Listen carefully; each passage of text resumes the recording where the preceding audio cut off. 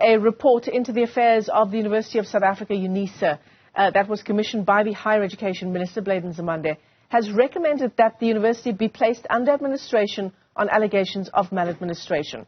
So we're going to take a look this morning at what the findings say about the university, perhaps about the sector as well, and what are the central issues highlighted by these findings. Let's bring in Dr. Sean Muller, who is a Senior Research Fellow at the Johannesburg Institute for Advanced Study. He joins us from UJ this morning. Dr. Muller, it's great to see you. Thanks very much for coming on. I mean, this is sort of it's been consecutive weeks, I want to say, of stories involving universities, institutes of higher learning and corruption. Is this sort of the new red flag for where corruption is happening? Thanks very much for having me. I think that's an important question. What I would say is I don't think it's new. And I think one of the questions is why some of these things become apparent at certain times and they're not apparent at other times, and why they're treated differently in some institutions rather than others. So I think we've also seen quite different reactions to reports of misconduct or maladministration by different vice-chancellors. And in my view, those different responses are often not warranted. So some vice-chancellors seem to get away with certain kinds of conduct, and others don't get away with things that are perhaps less grievous. But either way, all of these issues are concerning because these are public institutions. They're supposed to be serving the public interest. They have public mandates, and they receive large amounts of public money. So it is very important that there is some kind of accountability. I just want to put that in some kind of context for your viewers, because one of the difficulties with universities is that on the one hand, in a democracy like ours, you want to protect institutional autonomy. It's important that academics and academic institutions can pursue public interested goals and academic goals without interference by the state or the private sector or other agencies. But at the same time, they are public institutions and they must be held accountable. And that's been one of the really tricky challenges in the post-apartheid era. And that comes to a head with this kind of thing where you have a report that's commissioned by the minister. The report recommends putting the entire institution under administration. That's a very extreme step. It has been done with other institutions, and I think rightly so. But I think it's important to recognize that it is an extreme step and it needs to be appropriately justified. You talk about the institutional autonomy of places like UNISA and why it is so important that essentially that they run themselves, right? Is that perhaps why the lines seem to have been so blurred insofar as accountability is concerned? I mean, this millions of rands that were misused happened under the watch of both the university's council and of the management as well. So what I'm trying to say is that autonomy, is it perhaps part of the reason why this was allowed to happen for so long?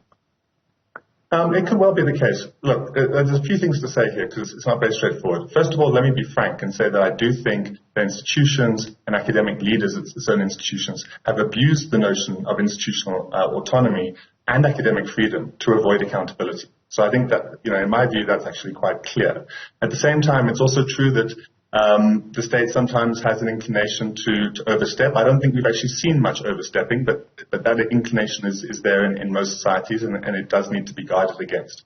In the UNISA case, I think it's very important for your viewers to know that this is the second report on UNISA. And I think some of the newspaper reports that we're seeing don't adequately capture that. So the previous report on UNISA, before the current Vice-Chancellor came into office, recommended that UNISA be placed under administration. That didn't happen. It seems partly because there was a sense, perhaps from the minister as well, that it would be appropriate to give the new Vice-Chancellor a chance to remedy some of the issues that the previous report identified. This new report appears to indicate, and as I understand it, I haven't seen a copy, as I understand it, the minister intends to release the full report, but right now what we're relying on is essentially leaked content in the media. This new report appears to suggest additional issues and that the previous issues have not been resolved under the current Vice-Chancellor. But I think it is important to emphasize that if one looks at the previous report, the basis for placing the institution under administration was not the current Vice-Chancellor. It was much bigger systemic concerns about corruption at the council and broader corruption within the institution. Yeah, the council and the management, those lines being so completely blurred according to these findings. So if it is placed under administration, that's the council and the management at UNISA.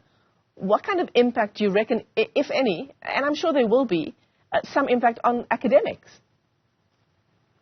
I mean, that's a bit of a difficult question. It also depends on how the administrative process is envisaged, what are the objectives of the administrators, who's appointed, whether the VC is allowed to continue playing a role. In the previous report recommended that the institution be placed under an administrator and that the VC account to the administrator for a period of time, so that, that could be one model. I think when it comes to this kind of institutional change, it could have big impacts. But look, I think it's also important, in my view, and I made a presentation to Parliament on this, I think, last year or the year before.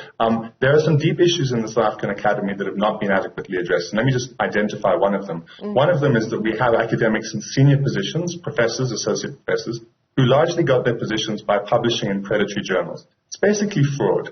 So what you've got is dozens, possibly hundreds of senior academics who have their posts because they engaged in fraud. And to my knowledge, this has not been systematically dealt with at any university.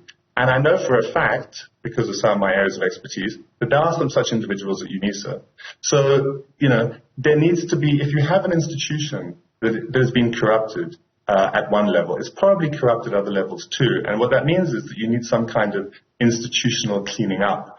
As we've seen in the context of other South African public institutions, in the context of state capture, that's not an easy thing to do, but it is a very important thing to do. So yes, it could be disruptive for some academics, but if it's warranted, then of course it could also be desirable in terms of setting the institution on a solid foundation for the future. Wait, so you're saying that this is a problem that's pervasive across the spectrum? In terms of predatory publishing and dubious qualifications as a basis for getting senior positions, I would say definitely so. And I think it's, I said this in my presentation to Parliament, I think it's actually one of the original sins, is what I called it, of the post-apartheid academy, that this has really not been addressed.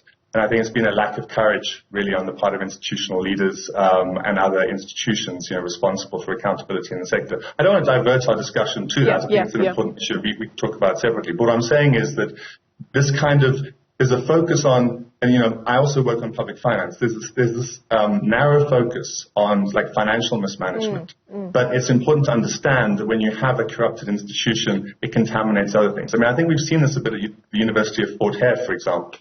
Right? So, you have instances where you have a head of department who's inappropriately giving favors to a politician. You have allegedly a student leader who's engaged in corruption in the procurement process. So, it's not going to be just, the Vice-Chancellor spent 40,000 Rand on air conditioning. I mean, frankly, I'm not saying that that's justifiable, whatever it was. But it's peanuts, really, compared to the other issues, which at the very least, certainly also need to be dealt with. It's not just about financial mismanagement. It's about a whole lot of other things.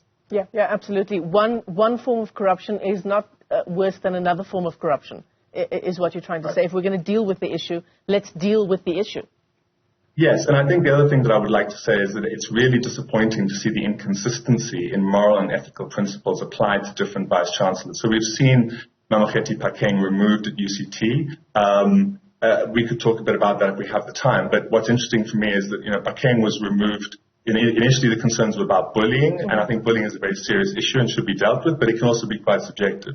We see the Vice-Chancellor of the University of Stellenbosch is essentially, as far as I can tell, admitted to engaging in nepotistic conduct in terms of admitting one or two of his relatives to a university that's publicly funded. And we see senior figures like the former public protector using their reputations to protect this individual even prior to an appropriate investigation. But we don't see that kind of thing happening, for example, for the VC of UNISA, not so far. And then the question is, well, why? What is really the difference? So I think it's very important to have consistency. And of course, it's quite understandable that also members of the public, when they see this different kind of treatment, they start asking themselves, well, why is it that some VCs get treated differently from others? And then they start looking at things like demographics and so forth. So if we're going to do accountability properly in public institutions, then let's apply these standards and processes equally across institutions and across individuals. Yeah, certainly. I mean, as you say, these issues are not new, but perhaps they're coming to the fore now for all kinds of reasons. And I wonder, Dr. Muller, what is it about universities that apparently makes it such firm breeding ground for these kinds of issues? Well, I think it might be a bit harsh to say that they're more of a breeding ground than any other kind of institution. I think the problem is maybe a bit different. It's that universities have escaped maybe some of the scrutiny that other kinds of public institutions have. And there's a variety of different kinds of reasons for that. So I think it's more that, universities are not scrutinized.